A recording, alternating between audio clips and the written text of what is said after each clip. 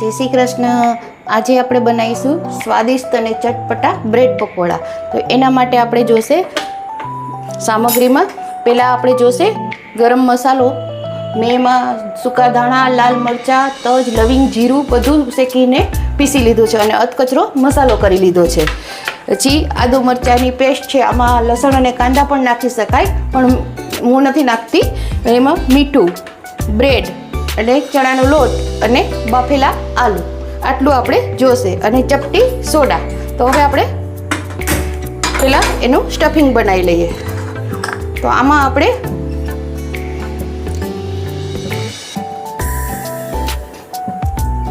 બે table spoon જેટલું તેલ મૂકીશું.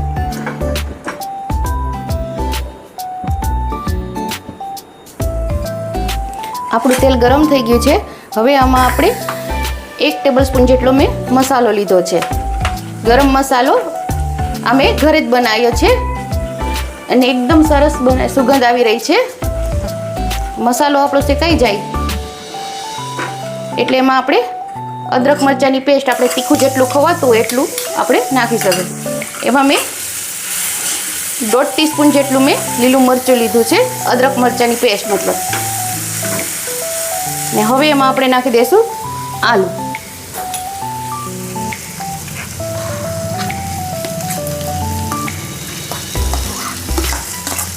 આ મેં 4 આલુ લીધા છે, એટલે આલુ નાના નાના. હવે આને આપણે બધું મિક્સ કરી દઈશું.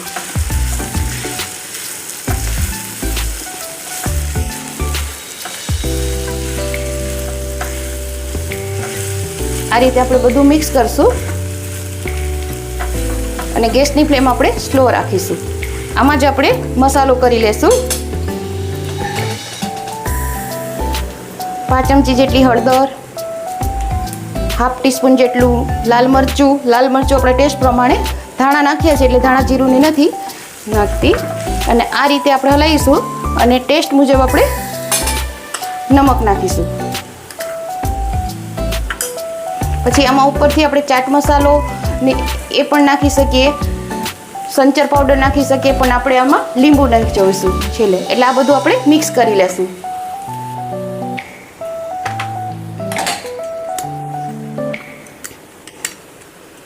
હવે આમાં આપણે લીંબુનો રસ નીચોવશું.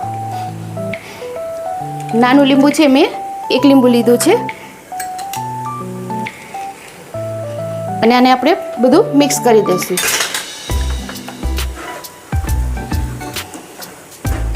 આ રીતે આપણે બધું મિક્સ થઈ ગયું છે. આમાં સાકર પણ નાખવી હોય તો નાખી શકાય, પણ આ તીખું અને ચટપટું સરસ લાગે છે. હવે આપણે એને ઠંડુ થવા દઈશું.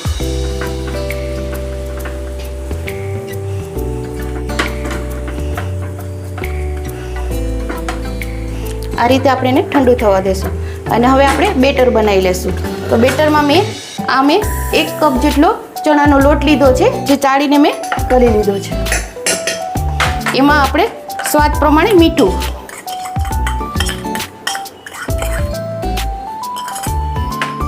અને જોઈતા પ્રમાણમાં આપણે પાણી નાખીશું.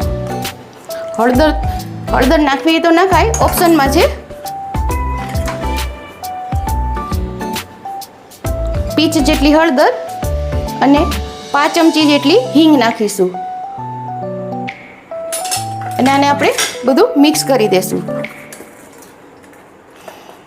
આ રીતે આપણે બધું બેટર મિક્સ કરશું.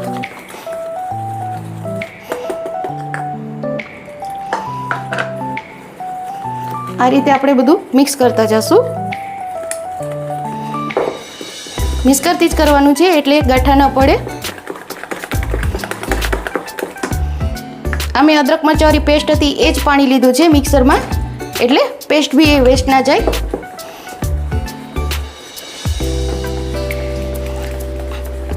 તો આ રીતે આપણે બેટર બનાવીશું અને એને રેસ્ટ આપીશું 5 મિનિટ. જ્યાં સુધી આપણું સ્ટફિંગ ઠંડુ થાય છે ત્યાં સુધી આપણું બેટરને આપણે રેસ્ટ આપીએ. હવે આપણું સ્ટફિંગ છે એ ઠંડુ થઈ ગયું છે, એટલે આપણે હવે આ રીતે બ્રેડમાં લગાવી લેશું. આપણે જેટલું જે પ્રમાણમાં જોઈતું હોય એટલું આપણે થીક કરવું હોય એ પ્રમાણે આપણે કરી શકીએ છીએ. તો આ રીતે હું બધી બ્રેડમાં લગાવી લઉં છું.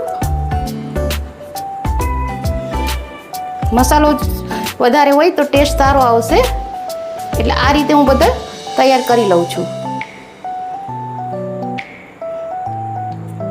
અને એના ઉપર આ રીતે આપણે એક બ્રેડ લગાવી દઈશું, કારણ કે ચટણી આપણે આમાં નાખી શકીએ પણ તીખા થઈ જશે, એટલે ચટણી આપણે ઉપરથી નાખશું. આ રીતે આપણે પેક કરતું જવાનું છે. તો આ આપણે તૈયાર કરી લીધું છે. એ જ રીતે આપણે આ રીતે બધા તૈયાર કરી લઈએ અને તેલ પણ આપણે ગરમ કરવા મૂકી દીધું છે.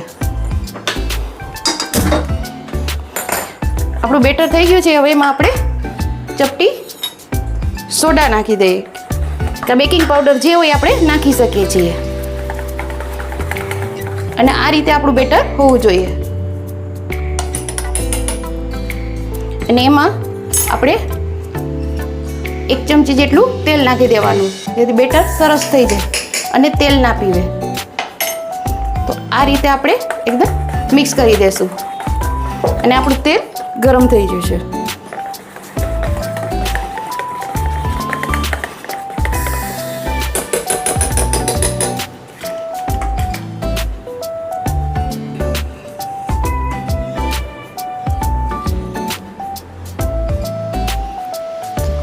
તો આ રીતે મેં બધું બ્રેડને સમારીને તૈયાર રાખ્યા છે. ટ્રેંગલ શેપમાં મેં એને કટ કર્યા છે. તો આ રીતે આપણે એને કરીશું અને હવે એને બેસનમાં ડીપ કરીશું.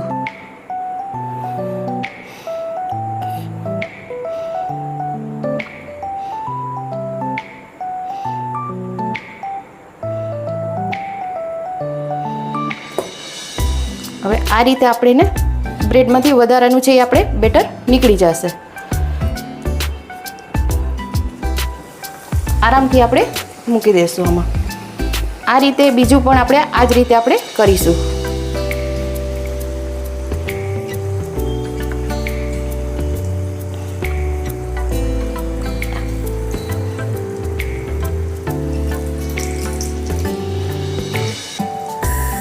આને પણ આપણે આ જ રીતે મૂકી દઈશું અને ચમચાથી આપણે તળી લઈશું. ઉપર તેલ નાખતા જઈશું. આ રીતે આપણે તળતા જઈશું. ત્યાં સુધીમાં હું હાથ ધોઈ લઉં. આ રીતે આપણે તળતા જઈશું અને વધારાનું બેટર છે એ આમ નીકાળી લેવાનું અને આરામથી આપણે મૂકી દેવાનું છે આમાં. આ રીતે આપણે પહેલાં સ્લો ગેસ ઉપર કરવાનું છે અને પછી ફૂલ ગેસ ઉપર. હવે આપણે આ રીતે એક્સ્ટ્રા બેટર છે એ બધું નીકળી જશે અને આ જે કઢી પડશે એની આપણે ચટણી બનાવશું. વડાપાઉંની ચટણી આની જ બને છે. તો આમાં આપણે ઉપરથી તેલ નાખતા જઈએ છીએ, એટલે આ રીતે આપણું બધું સરસ થતું જશે અને ફ્રાય થતા જશે.